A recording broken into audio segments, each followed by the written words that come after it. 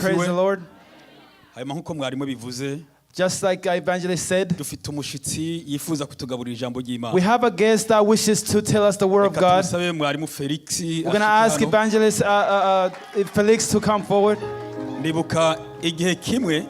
I remember one time he was here with us and we told him, and we told him, we want you to bring whatever you bring from where you come from. And he said he's going to look for it. And once he comes back, he will have it. And now we're about to receive it. It is of the Holy Spirit. Don't expect anything else.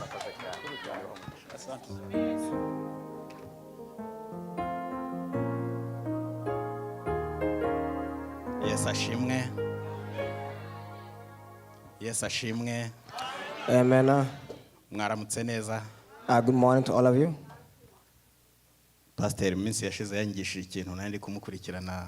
Pastor a while back, I was following him along and he taught me something. Ahantu nkunda kuba ndi kenshi. At the place where I'm usually at the most.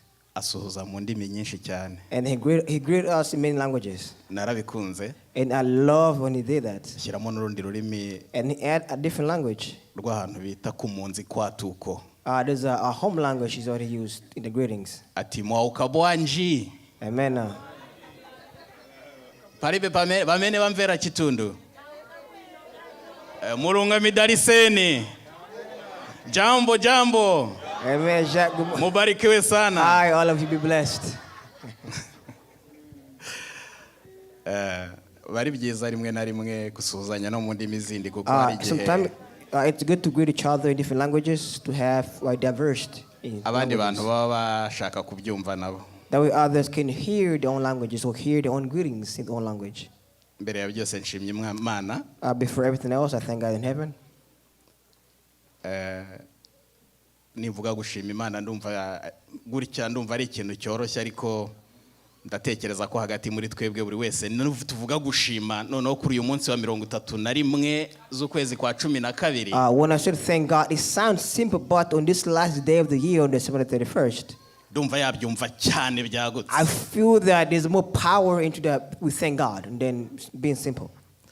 Kabiri ndashimira abayobozi bacu. Secondly, I thank the leader of the church. Mu byubahiro byanyu nciye bugufi ndabashimira. In your honors, I bow down and humble myself and I thank you. Ntabwo mwabyumva. You might not understand it. Ubushize nahagaze hano. But a while back I was standing here before you. Ari wo mwanya pastor yavuzeho. And that is what pastor said. Mvuga amagambo. And I said words. Ngeze mu ntebe ho nanicaye hari ntangira gutekereza ngo aho sinaba narengereye. And when I sat down I said, maybe I said too much than I should have. Ndetse ngeze no mu rugo mbiganiriza madam. Even when I got home, I told my wife, my spouse. Ndavuga ngo hari amagambo tujya twihutira kuvuga. And I say my spouse that sometimes these things we say so fast. Ariko agasoundinga nabi mu matwe y'abayumvise. But it might sound bad to those who hear it. Naravuze ngo because I said yuko aba bantu bashobora kuba bankunda. Nanubwo navuze ngo ntabwo nashidikanye navuze ngo aba bantu bankunda kubarusha mwese. I said this that these people they love me more than they love everybody else. That's what I said. Ngeze hariya mwakumva none se ni ikibazo. When I sat down I said is that not an issue? Niba ari Satani wabimbwiraga niba ari Imana sinzi cyabiraga. Maybe it's my heart, maybe Satan telling me, conflicting me. Ariko yaravuze ngo ubwo se ntiwiyemeye cyane urumva mu bantu bangana gutya bose ari we wenyine ukundwa cyane kuruta abandi. Because when I said I'm loved more than others, it made me feel like I was putting myself become a superior than I should have. Ariko naje gusanga ntaribeshye. But when I look back then again I found that there was no problem in me saying that. Niba nawe ubizi kurwa ruhande Imana iguha umugisha. Ariko kurwanya ruhande ndabizi ko bankunda kubarusha. Because I know for sure that they love me more than they love you. Ndabeshya abashumba. Am I lying? Kubera ko n'uyu munsi bangiriye ikizere bakambwira ngo nimpagarara hanga kuri uyu munsi wa 31. And they said that on the 1st of December. Hallelujah. Amen. Sinzi ukuntu nabivuga. Mfite ibyishimo byinshi mu mutima wanjye. I have so much joy and love in my heart. Mushumba the senior pastor ambwira ngo uzatuganiriza. When he said that you're going to speak to us. simbabeshya nagize ubwoba. I'm not going to lie to you, I was afraid when he told me.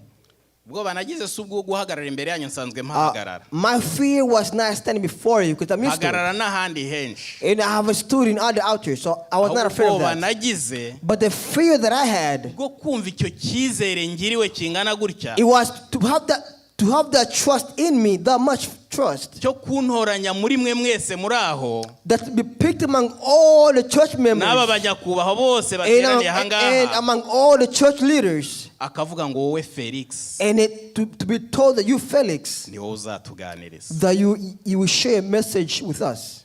Ariko yumvise icyababwiye nonaha. But you hear what he said. Mujye mwihangana ari gihe umuntu ndogora cyane.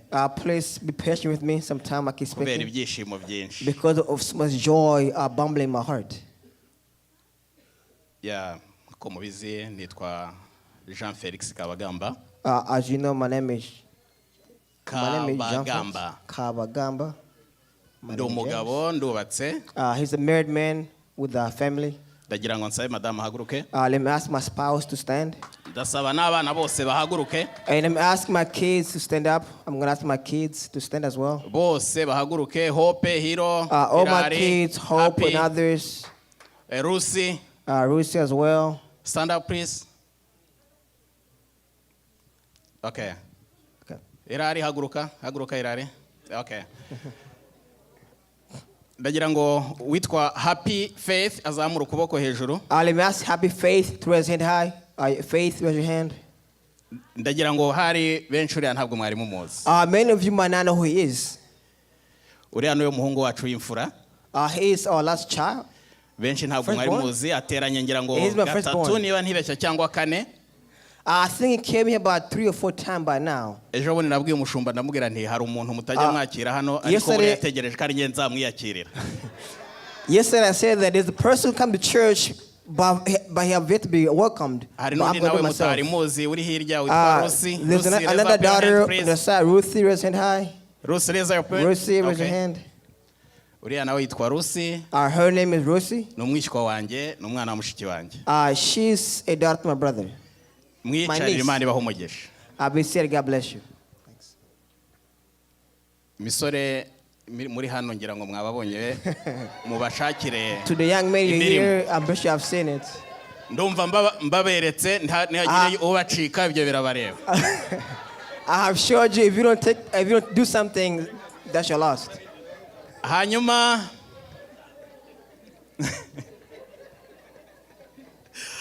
Yo, hallelujah. Hallelujah. Imana ni nziza. God is good all the time.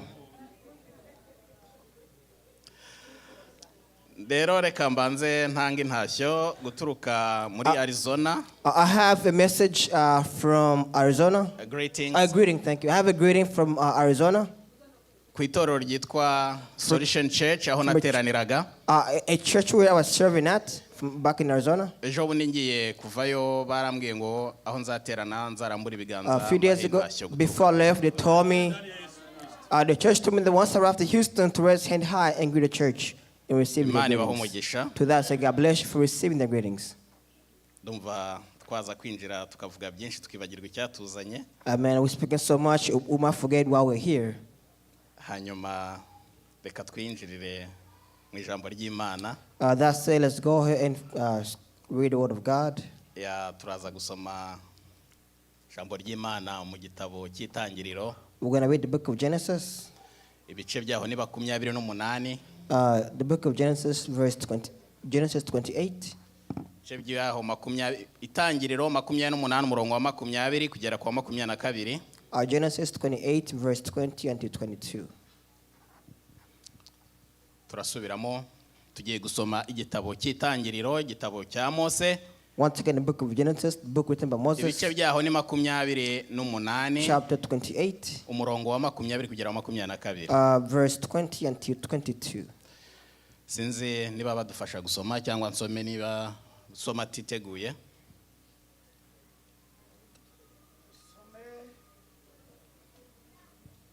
Itangiriro 28 ku murongo wa 20 kugeza 22.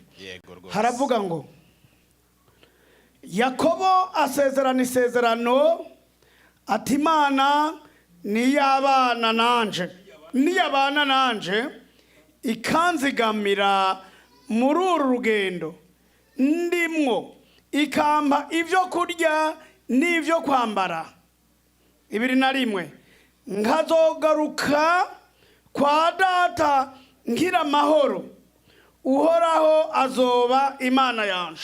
Hallelujah. 22 niribuye nshinze kw'inkingi rizoba inzu y'Imana ati kandi kuvyo nzohora umpa vyose sinzobura kuguha mwikigira 10 Imana ishimwe. Amen. Amen. James. Let's read in English once again the book of Genesis 28 verse 20 until 22. We shall read. And then Jacob made a vow saying, if God will be with me and watch over me on this journey I'm taking, and will give me food to eat and clothes to wear, so that I shall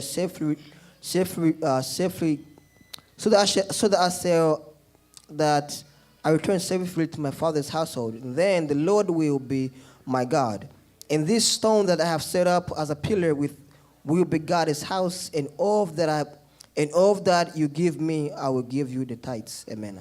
Amen. Imana ishimwe cyane. Amen. Tugiye kwiganira ku ijambo rifite insanganyamatsiko cyangwa se titre cyangwa se topic ivuga ngo guhigira Imana umuhigo. The theme of topic is to make a vow to God. Amen. Amen. Uyu tumaze gusoma cyangwa se aya magambo tumaze gusoma, the words we just read, na magambo twumvise yavuzwe n'umugabo witwa Yakobo. These words spoken by a man known as Jacob. Uyu Yakobo, this man named Jacob, ni umuhungu wa Isaka, he was the son of Isaac, akaba umwuzukuru wa Abrahamu, and he was like a son-in-law to Abraham. Iki gihe avuga aya magambo, when he said this message or these words, ni igihe yari arimo ahunga mukuru we witwa Esau, that he was fleeing his brother Esau. Mu gihe yari amaze gukora bya bindi mujya musoma, because he did something that you could read. Murabizi? You know what it is? Yari amaze kumuriganya.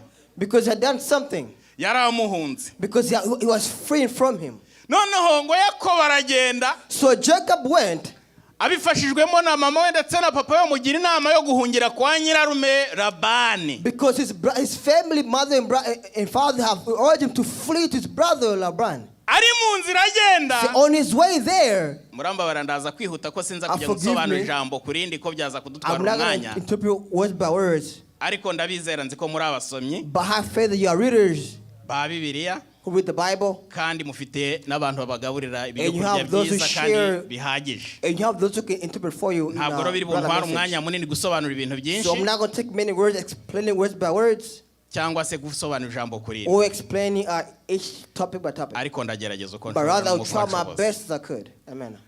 Arangije. So when he finished, ngo ari mu rugendo arananirwa.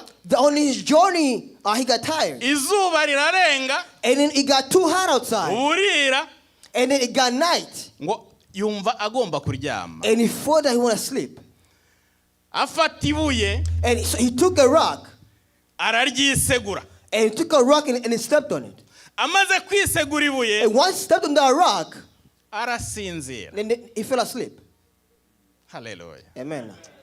Hari umuririmbyi uvuga ngo, there's a singer that sings a song and said, nibuka za nzozi Yakobo yarose. Hallelujah. Murayibuka ka karirimbo.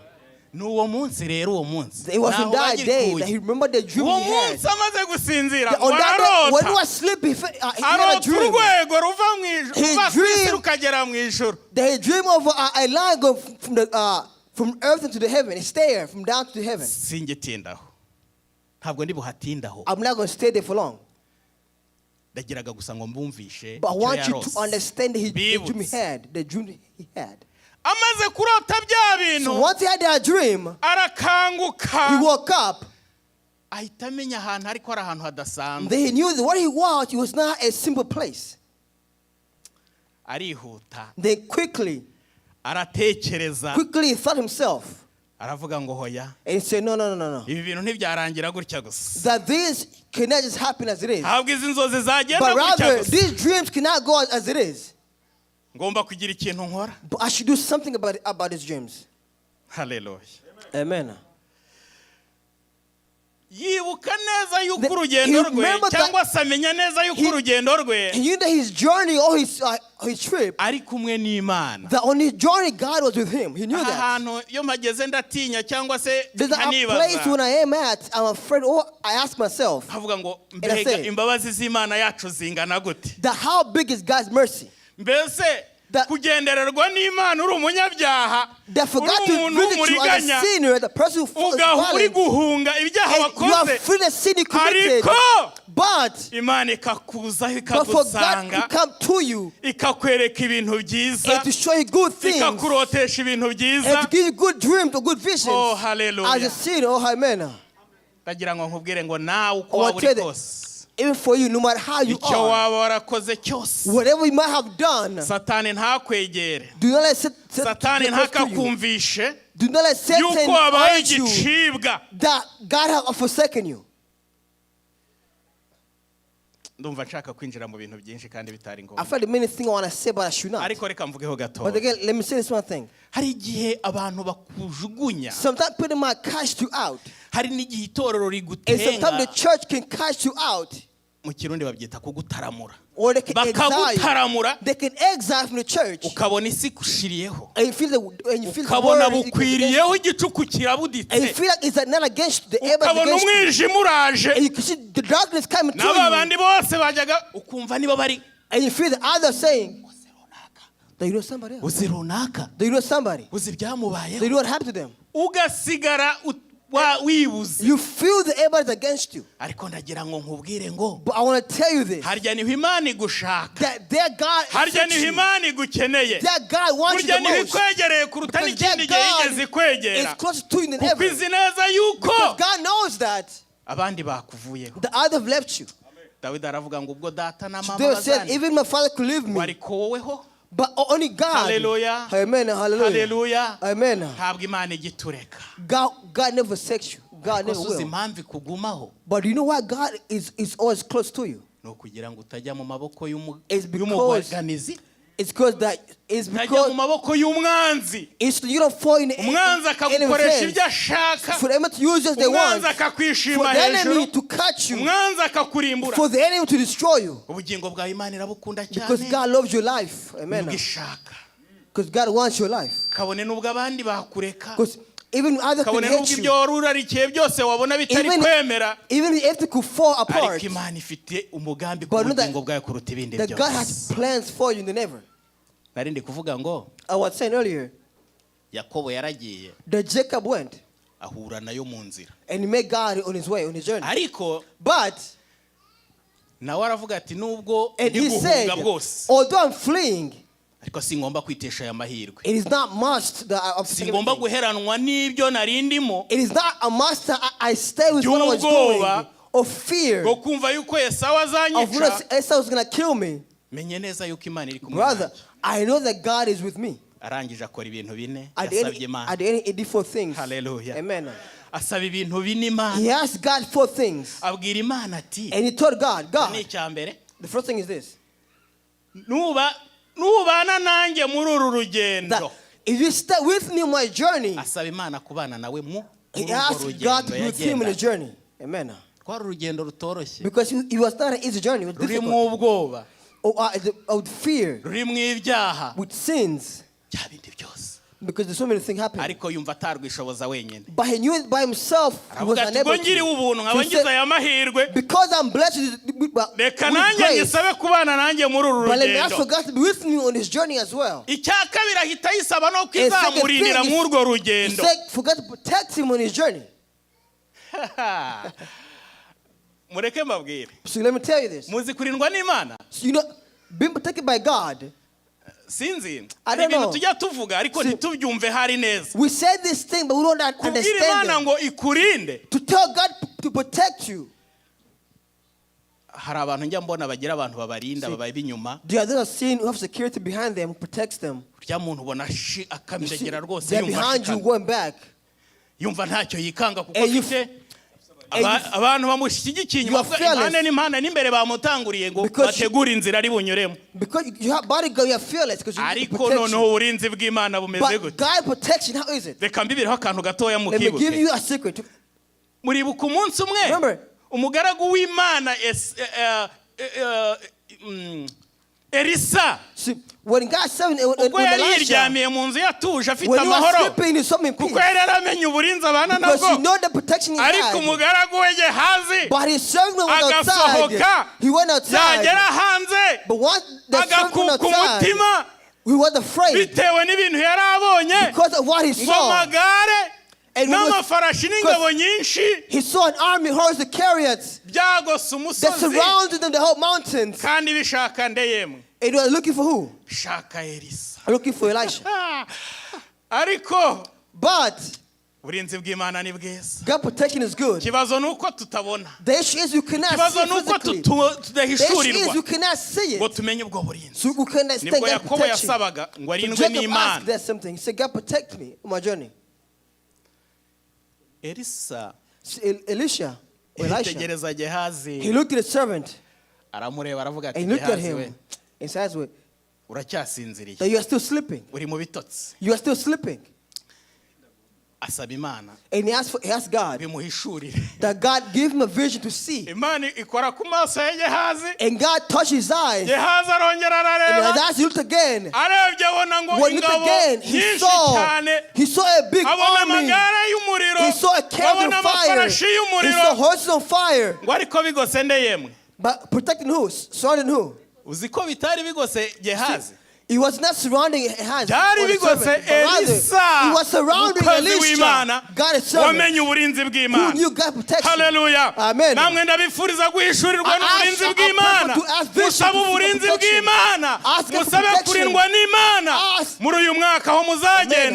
ibyo muzagendamo musabe kuzarindwa n'Imana. Ask to be protected by God in this year to come. Hallelujah. Amen.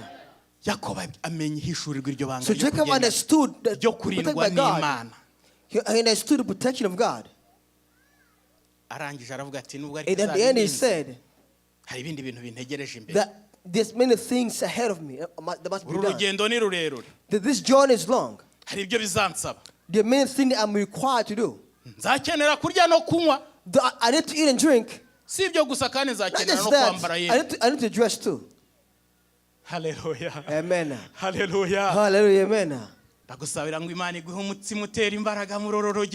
may God give you a heart strong. May God give you clothing to dress. To not be naked this year. Amen. Of 2024. May God dress you nakedness. May God dress you as you want. Amen. Hallelujah. Hallelujah. Tell God, dress me as you want.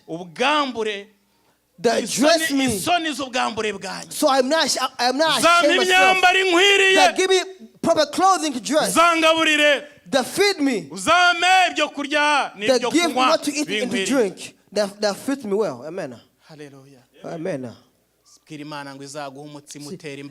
Tell God to give you a bread to drink on this journey of this 2024. And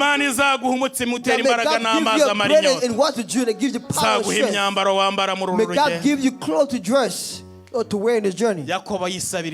Jacob asked God of these things.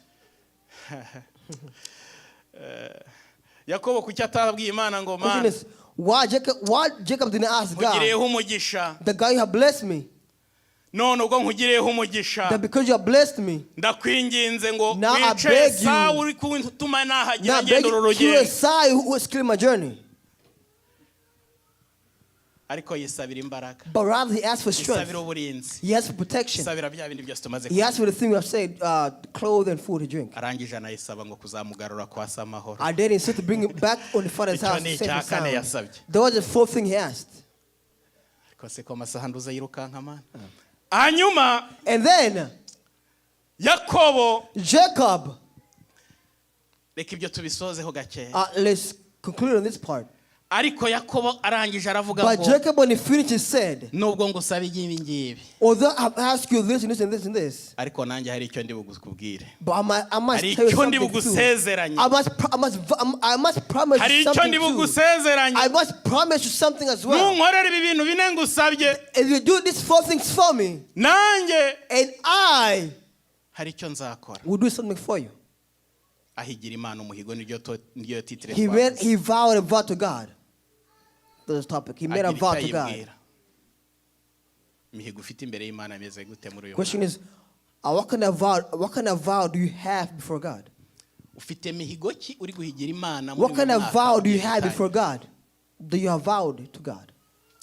Yakobo, so Jacob, abwira Imana ngo, he told God, nibana nawe kamukorera bya bindi byose, that if God is with him and he does all these things he mentioned, ngo hariya hantu yari yashinze ririya buye, that where he put a stone to sleep on, wazahubaka inzu y'Imana. they shall build God's house. Amen. Umva ikintu kiza ahise It's a good thing you tell God. ngo nzakubakira inzu aha Say, hantu. I'll build you your house here. Arangije arayibwira ngo, And at the end he said, kandi and mu byo uzampa byose in whatever you're going to give me, nzajya nguhamo kimwe mu icumi. I shall give you the 10% of it.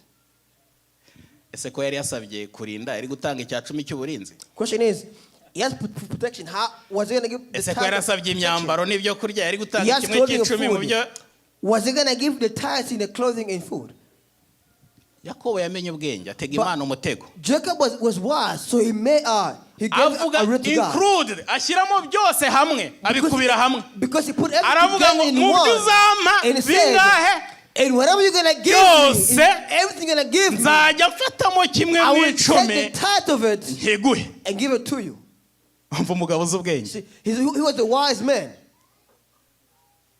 Ndifuza yuko Imana natwe And I wish for us, yaduha ubwenge bwo kumenya uburyo tuyiterera. for God to give us wisdom to understand. Mfite umukobwa hariya, gakobwa kanjye gatoya kamwe I naberetse. have a young daughter at the back. She's very small. Iyo gashaka ikintu, When she wants something, karaza kakambwira ngo daddy, she comes and says, Daddy, ngo are you okay? are you okay? Ngira nti yego. And I say, yes, I'm okay. Akagenda agakora nk'agacyayi And then she'll go make cyangwa a tea, akajuice or make me a juice, cyangwa n'uroza. or maybe something like that. Yarangiza akaza And akanyegera, then she'll bring it to me. akambwira ngo daddy, ngo And you umva, say- ngo can you taste She please? said, Daddy, can you taste it? Have you ever it? Akamaho And then she'll give me ngo ninumve. to taste it. Yarangiza And then once I'm done, akatuza, akambwira I ngo put daddy, down. And then she'll say, Daddy, can I ask question please? look what they call it. Look what they keep asking.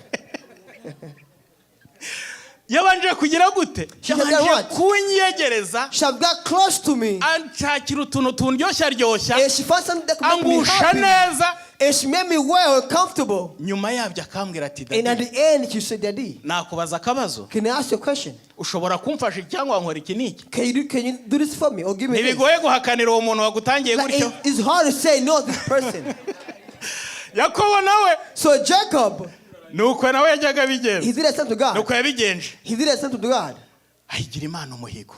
He made God a vow. Si ubwo urumva Imana yari kwanga kubikora? See, would God say no to not do it? Ese koko Imana yarabikoze? Reka twihute. Imana yarabikoze. Did God do it? Agira umuntu nsomera Yesaya Let's read the book of Isaiah. 43 here ku murongo wa mbere. Yesaya 43 umurongo wa mbere ugere ku wa 4. Twumve niba koko iby'Imana, ibyo Yakobo yasabye Imana nimba byarabikoze cyangwa utarabikoze. Please. Yesaya 43 umurongo wa mbere kugera ku wa 4. Ariko none uku niko Uhoraho agize, uwakuremye yewe Yakobo, kandi akakubumba yewe Israeli, ati ntutinye kuko nagucunguye, naguhamagaye izina, uri uwanje. Hallelujah. Niwaca mu mazi, Umva nagira tewe, nzoba ndi kumwe nawe. hallelujah. Amen. No mu nzuzi ntizizokurengera. Hallelujah. Niwaca mu muriro ntuzosha. Kandi n'urubeya ntiruzokubabura. Gatatu, kuko jewe ndi Uhoraho Imana yawe, ewe Israeli. uruwera wa Israeli umukiza wawe nagutangiriye Egiputa kw'injungu Ethiopia na Seba nabahevye kubwawe kuko wabaye inkoramutima inkora ni uw'igiciro kinini yego mu nyonga zanje numwubahwa nanje nkagukunda nico gituma nzoheba abantu kubwawe n'amahanga kubw'ubugingo bwawe amen amen. Imana iguhe umugisha mwarimu. Amen. Rero aya magambo nziko numvaga muryoherwa uko mwayasomaga. See, this message is very pleasant to hear. Aya na magambo This is a word Imana yaje kubwira Yakobo. God came and told Jacob. Mwumvise ikintu Yakobo yasabye Imana, ariko mwumvise n'amagambo Imana yabwiye Yakobo. You heard what God told Jacob. Hallelujah. Amen. Hallelujah. Hallelujah. Amen. Kubera ko yagize ati because that because he touched his heart, he became honorable, and because I loved you, it's going to make me to give many nations to God because of you. You should God made to die because of one person. God will give an army to die because for a person to die, but men who died for one person that will give you country for you. That God said he wants to give Ethiopia instead of you. yakwemera igatanga Amerika, ariko umuntu umwe wayo inkoramutima yayo ikayirengera. But let him be. Amen. Wifuza kuba inkoramutima y'Imana, nawe Imana ikaba yakwirahira ikavuga ngo kuko wambereye inkoramutima kandi ukaba uwo kubahwa, icyo kizatuma nanjye. Hallelujah. Amen. Icyo nicyo kizatuma nanjye and that make for me gukorera bya bindi byose uri do many things you ask for. Icyo nicyo kizatuma that make me nanjye ndarishinga, that for me to give, tekereza kuri wowe, that you think of you, tekereza ku migambi yawe, that you think of your plans, tekereza ku bibazo byawe, that you think of your problems, tekereza uburyo ngomba that you think kugusubiza. of where I should come and Hallelujah. Amen. Reka twihute, hari ibintu byinshi dusimbuka, icyacu kiri kugenda. Twige gusaba neza. Let's learn to ask nicely. Yakobo, so Jacob, ibice 4 n'umurongo wa 3 ni ushanu hasome mwarimu, haravuga ngo it says, murasaba ntimuhabwe, you ask but you don't receive, kuko musaba nabi, because you ask in bad manner. Ibyo musaba mushaka kubyayisha, see whatever you ask you should give. Irari ryanyu, ubupfu bwinshi cyarure ryanyu. Ibyo musaba, whatever you ask for, ni ibyo kwinezeza, is going to please yourself, ni ibyo kunezeza imibiri yanyu, to please your bodies, ni ibyo kunezeza inshuti zanyu, to please your friends. Devoti Imana iguhe umugisha. God bless you. Yavuze ngo she said, ntabwo ari ukugenda mu ndege nyinshi, there is not to fly many planes, ntabwo ari ukubaka ama etage, it is not to build many towers, ntabwo ari ukugira bya bindi imiduga n'ibindi byinshi, to have cars many things. No. Yo, hallelujah. Hallelujah, amen. Ibyo dusaba Imana to God uyu mwaka, this year to come, ari ibintu byinshi abantu batamaze kwandika, bamwe baranditse. Many have written books. Many have written books. Bamaze kwandika ibintu projet yabo cyangwa se icyo bazakora umwaka wose. They have goals what they're going to do this year. Abandi bari gushima ibyo bagezeho. Others are thankful what they have got to. Ama companies ari muri event, mu bintu byo kubara ibyo bungutse n'ibyo baho. Companies are looking their profit, the gains they lost. Ariko reka mbabwire ikintu kimwe. But let me tell you one thing. Kumenya gusaba neza. So learning how to ask well. Ngiye kubaza ibibazo nka bingahe hanyuma. I'm going to ask about 4 questions. Babwira undi muntu umwe mpite nsoza dusenga Imana. And one person is gutinda cyane nkaho nice gahunda sinjya mbikunda. Because I don't like clean programs. Ubundi, see, typically, umukristo wese or any Christian, umukristo wese, any Christian, hari ibintu bigeze nko muri bitatu. Do you have about 3 things abakwiriye gukora. The Christian you must and needs to do. Abakwiriye gukora. That you must do. Mbere yo kongera kuri ibi bintu umukristo abakwiriye gukora. And when I think about these three things that the Christian you must do, ndagira ngo nkubaze ikibazo kimwe. I'm going to ask you one question. Ibintu uri gusaba, the thing you ask Imana ko izagukorera muri uriya mwaka, the thing you ask God to do for you this coming year, cyangwa si ibintu wasabye Imana ko yagombaga gukorera muri uyu mwaka, whatever you ask God to do for you this year that's passing, Imana yabigizemo inyungu. Did God have gain or benefit from it? Ese urateganya ko ibyizagukorera uri gusaba izabigiramo inyungu? Or is God going to see benefits in whatever you're asking? Nyamara mushatse mwacyandika mu ni ikibazo cyiza. It's a question. It's a good question. It's a good question. Ibintu uri gusaba Imana, Imana ibifitemo inyungu cyangwa izabigiramo inyungu?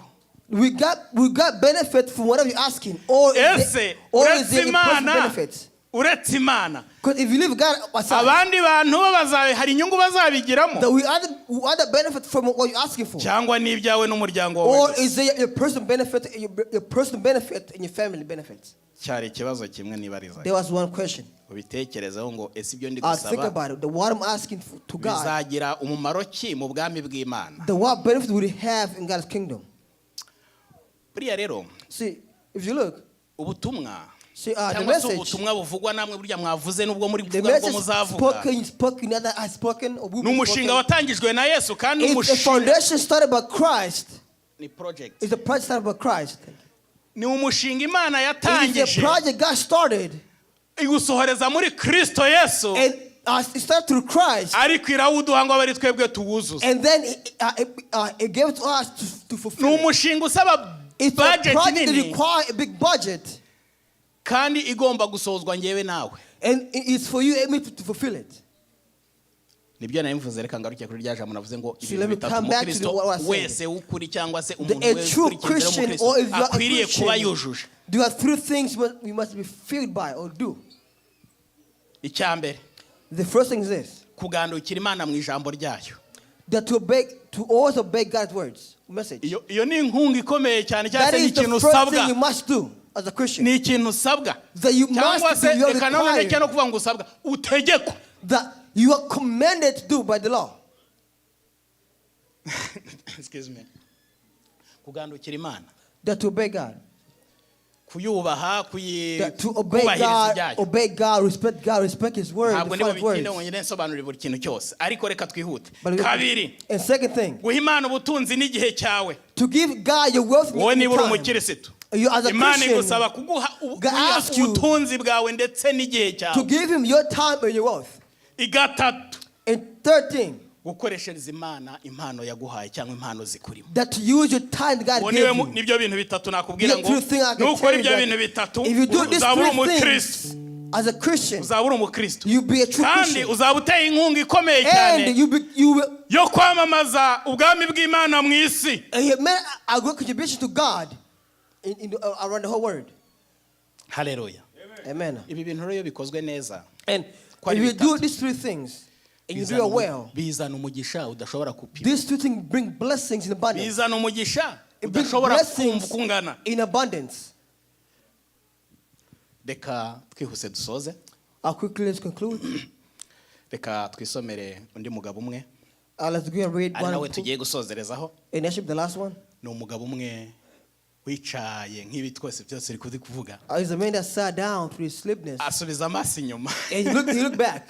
Atekereza ku Mana. And looked upon God. Atekereza ku mirimo y'Imana. He thought about God's work. Arangije. And at the end, abaza ikibazo. He asked a question. Mwarimu. Zaburi. Let's read the book of Psalms. 143 umurongo wa 5 wa 6. Zaburi 143 umurongo wa 5 wa 6. Psalm 143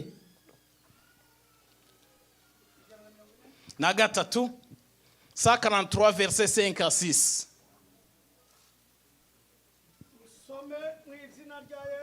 Amen. Na 3 wa 5 kugera no wa 6. haravuga ngo umurongo wa 5 no wa 6. Nibutse iminsi ya kera. Hallelujah. Ndimbura ibyo wakoze byose. ngereranya igikorwa c'amaboko yawe. Haleluya. Gatandatu. Nkwayira amaboko umushaha wanje ukagirira inyota nk'iyigihugu cumaniwe. Imana igumugisha. Hindura genda usubira inyuma ho gato ujye muri Zaburi 116. Hitunsobera ndagira ngo nyavugire rimwe tunasoza. Amen. Once again, the book of Psalms 116. Umurongo waho wa 12 n'uwa 14. Zaburi 116. Psalm 116. Umurongo wa 12 kugera kwa 14. Verse 12. Hanyuma tuyavugira gato. Uhoraho yangiriye vyose ndabimwishura iki? Ndabira igikombe c'agakiza nambaze izina ry'Uhoraho. 14. Uhoraho nzomushitsa kw'amasezerano yanje, mbere nzoyashitsa mu maso y'abantu biwe bose. Amen. Amen.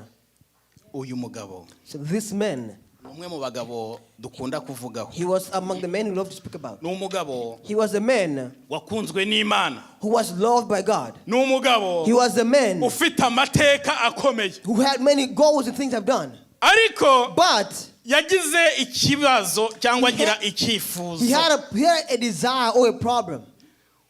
Amaze kutambuka muri bya bindi byose. Once he passed everything, Amaze once he kubinyuramo. went through everything, Aricara. he sat down Atangira gutekereza and he was neza. thinking about the past. Ahera mu kwa mbere ku itariki ya mbere y'ukwezi kwa mbere. January the 1st, Atekereza iby'Imana he thought about yamukoreye. what God did for him. Aragenda agera mu kwa And kabiri. he went on to February. He Yibuka intambara yahuye thought nazo. about the war he went through. Yibuka uburwayi yahuye The illness he nazo. went through.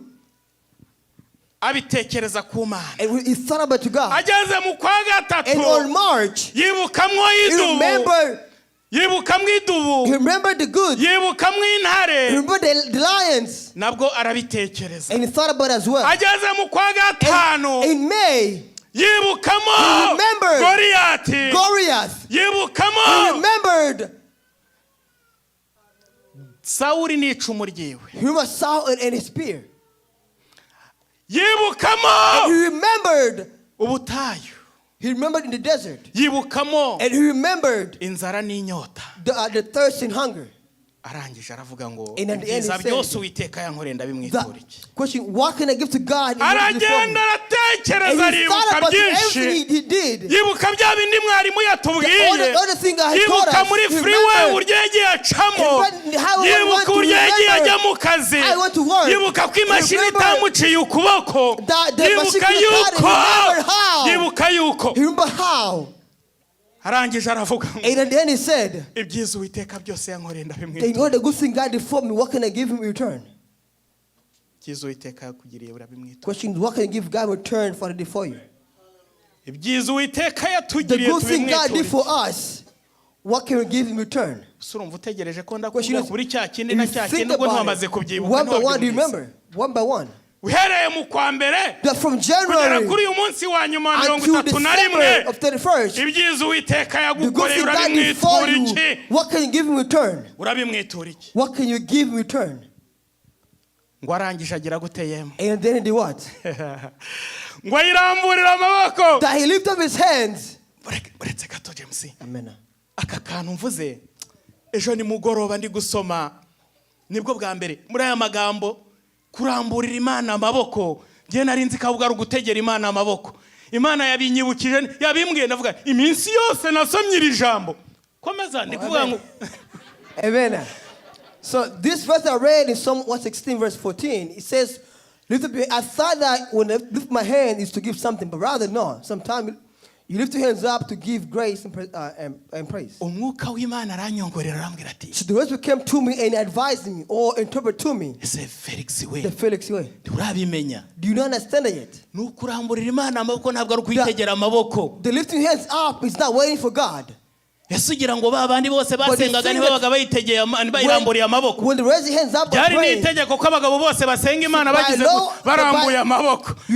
Ariko iryo jambo naryumvise nijoro umwuka mwira umugoroba arambwira ngo hoya ntabwo ari ugutega, ntabwo Dawidi yategeye Imana amaboko, ahubwo yiramburiye amaboko. He gave his hands. Do you understand that? Kurambura Imana amaboko. That he lifted his hands to God. Ari ugutega no kurambura. Ibintu bibiri bitandukanye.